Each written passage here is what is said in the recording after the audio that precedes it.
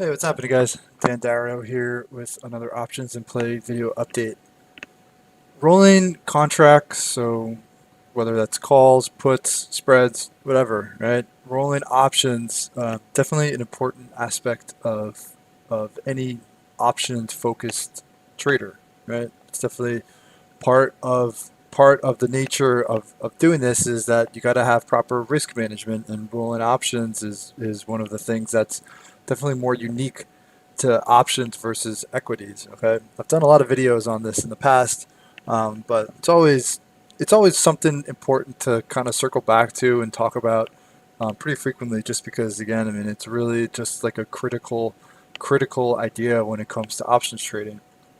Now, I'm not going to get into everything. If you're interested, you can go back and check out videos that I've done previously on it. But one of like the key Hearing ideas, with Nutrient. and definitely one of the, um, I guess, more major points that I really want to highlight is that like the focus of my roles oftentimes revolve around price points, so net debit levels. Okay. Now, just like hypothetically, right? So, like, talk about like Revolve because it was a recent trade, but I'm just going to use like more like hypothetical ideas around this. And if you were to look at Revolve, right, for like a swing trade, say like you're looking at like a 15 strike call, right, when the stock is down in like the 13s, right? Say like a July 15 strike call, right? Say for instance, hypothetically, you paid like $1.20 for it, okay?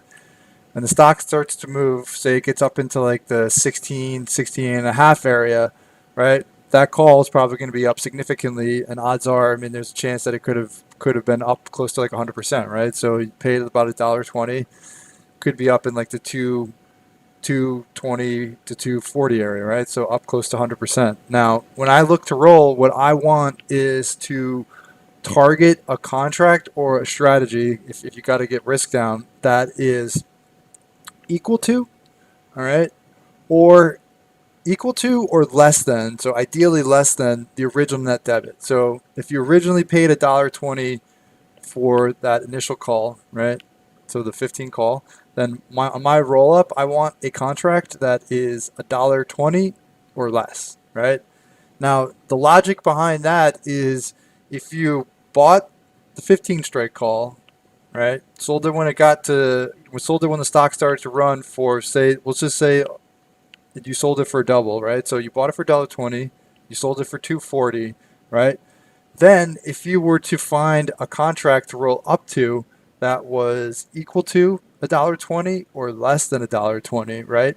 Then you, at the end of the day, at worst would come out with a flat trade, right? Because if you sold the initial call for $1.20, right, and you doubled your money, and then you rolled it into a call that was higher, say a 1750 for the same price, $1.20, right? And if that call goes worthless, then at the end of the day, you made $1.20 on one contract and you lost $1.20 on the other contract. At the end of the day, you're flat, right? I mean, obviously there's commissions involved, but you get the point.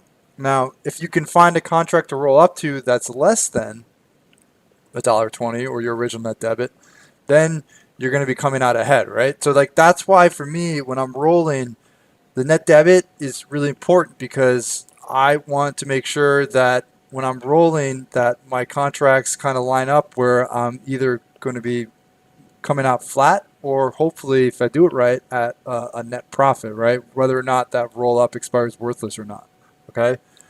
Now, if you are, say you're only up about 50% on the contract and you want to roll, or maybe you're, something, so just for argument's sake, you say you're up only about 50%.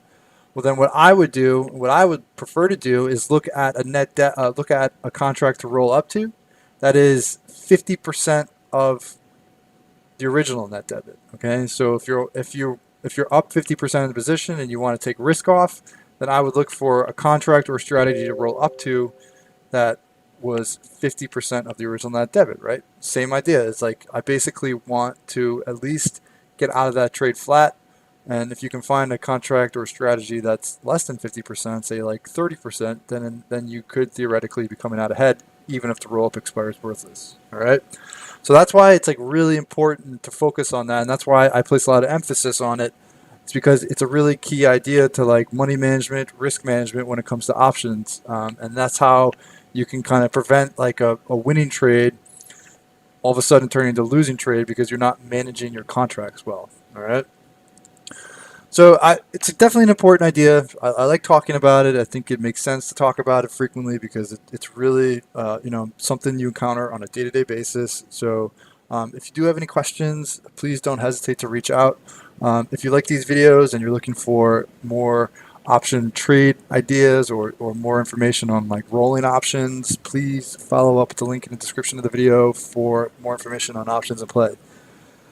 Hope you guys have a great night. Stay well, and I will talk to you all tomorrow.